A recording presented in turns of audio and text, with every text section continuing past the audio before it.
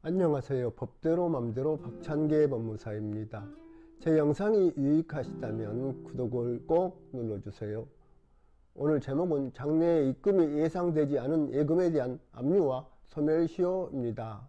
확정 판결 등 집행권을 갖춘 채권자가 채무자가 개설한 은행 계좌의 예금에 대하여 압류 및 추심 명령을 신청할 경우 압류할 채권을 채무자가 땡땡 은행에 대하여 현재 예치하여 가지고 있거나 장래에 입금될 예금 채권이라고 표시합니다. 즉 현재 입금되어 있는 예금뿐만 아니라 압류 결정이 송달된 후에 입금된 예금도 압류 대상이 된다는 것입니다. 그렇다면 압류한 계좌 잔액의 영원 상태가 상당 기간 계속된 경우에도 압류에 따른 소멸시효가 중단되는지 문제됩니다. 나 채권씨는 김채무씨를 상대로 2천만원의 지급명령을 신청하였고 법원의 지급명령은 2003년 5월 14일 확정되었습니다. 채권의 소멸시효는 10년이므로 나씨의 김씨에 대한 채권은 이 지급명령 확정일로부터 10년이 지난 2013년 5월 13일 소멸시효가 완성됩니다. 판결 확정 후 4년여가 지난 뒤 나씨는 2007년 11월 4일 김씨가 개설한 것으로 예상되는 한일은행 등 3개 은행에 대한 김씨의 예금 채권에 대하여 압류 및 추심명령을 신청하였습니다. 며칠 후 법원이 압류 및 추심명령 결정을 하였고 2007년 11월 19일 이 압류 및 추심명령은 3개 은행에 송달되었습니다. 그 당시 김채무씨는 한일은행 외에 다른 2개 은행에는 예금 계좌를 개설한 적이 없었고 한일은행에는 2개의 저축예금 계좌를 가지고 있었습니다. 그런데 이 압류 및 추심명령이 한일은행에 송달되기 전이나 그 후부터 상당한 기간인 2010년 12월 31일까지 저축예금 계좌의 잔액이 영원으로 유지되고 있었습니다. 그로부터 10년이 지난 후 2021년 1월 1일 나 채권씨로부터 김채무씨에 대한 지급명령 채권을 양수하던 이 양수씨는 김채무씨에 대하여 강제 집행을 하기 위해 관할 법원에 승계 집행문 부여유소를 제기하였습니다. 그러자 김채무씨는 이 양수씨의 양수금 채권은 2020년 12월 30일 소멸시효가 완성되었다고 주장하면서 반서로 청구 이의소를 제기하였습니다.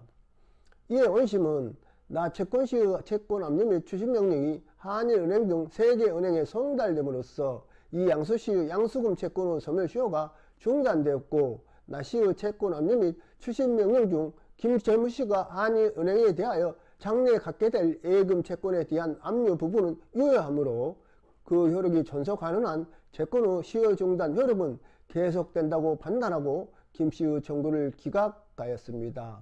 즉 예금 계좌의 잔액이 0원이라도 소멸시효는 중단된다는 취지였습니다.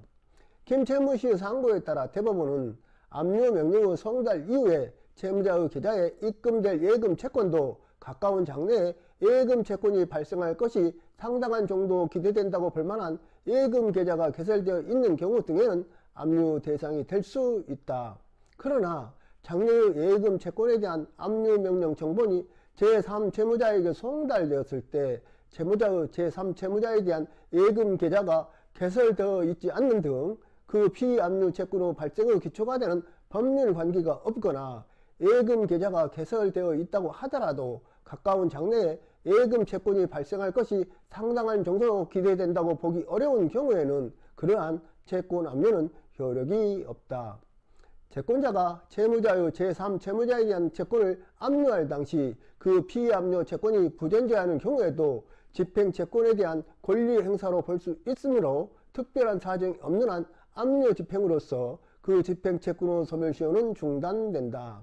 다만 압류 명령 정본이 제3채무자에게 송달될 당시 피압류 채권의 발생에 기초가 되는 법률 관계가 없어 피압류 채권이 존재하지 않은 경우에는 압류 효력이 없으므로 특별한 사정이 없는 한 압류 명령의 송달로서 개시된 집행 절차는 곧바로 종료되고 이로써 시효 중단 사유도 종료되어 집행 채권의 소멸시효는 그때부터 새로이 진행한다고 보아야 한다.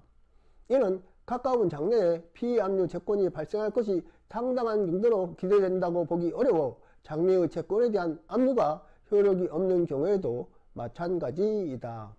이 사건 채권 압류 및 추심 명령이 한일은행에 송달된 시점 전후의 여러 사정을 종합하여 볼 때 이 사건 예금 계좌는 이 송달 당시 수시로 입출금이 이루어져 가까운 장래에 예금 채권이 발생할 것이 상당할 정도로 기대되었던 예금 계좌에 해당하지 않는다고 볼 여지가 있고, 그렇다면 이 사건 채권 압류 및 추심 명령에 따른 압류는 전부 효력이 없게 되어 이 사건 채권의 소멸시효는 압류 및 추심 명령이 제3채무자들에게 송달된 때로부터 새로이 진행된다고 하면서 이와 달리 판단한 원심을 파기환송하였습니다. 즉, 김채무시의 나 채권시에 대한 채무의 소멸시효의 중단은 한일은행 등의 압류 및 추심명령이 송달된 2007년 11월 19일 효력을 잃게 되고, 그 다음날부터 소멸시효가 새로이 진행되어 2017년 11월 18일 그 시효가 완성된다는 것입니다. 그렇다면 이 양수씨가 2021년 1월 1일 제기한 승계집행문 부여에 의해서는 소멸시효가 완성되어 승계인이 될 수 없음을 이유로 각하되어야 할 것입니다. 오늘은 여기까지입니다. 감사합니다.